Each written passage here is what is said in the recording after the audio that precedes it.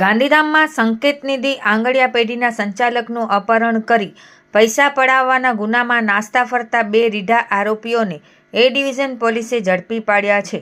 ગત જુલાઈ માસમાં હથિયાર બતાવી સંચાલકનું અપહરણ કરાયું હતું.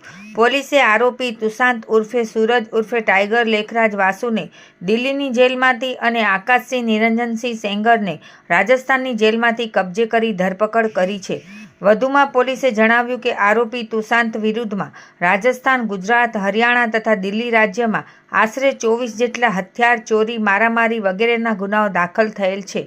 આરોપીએ સહ આરોપી હિતેન્દ્રસિંહ ઉર્ફે હિતુબા કરણસિંહ ઝાલા મોરબીવાળા સાથે મળી ભોગ બનનાર કેતનભાઈ કાંકરેચાનું અપહરણ કરવાનો પ્લાન બનાવી રાજસ્થાનથી બીજા માણસો બોલાવી અપહરણની ઘટનાને અંજામ આપ્યો હતો તથા આરોપી આકાશસિંહ નિરંજનસિંહ વિરુદ્ધ રાજસ્થાન, હરિયાણા, પંજાબ, દિલ્હી તથા ગુજરાતમાં મળીને કુલ 8 હથિયાર, ચોરી, મારામારી, અપહરણ, ખંડણી વગેરેના ગુનાઓ દાખલ થયેલ છે.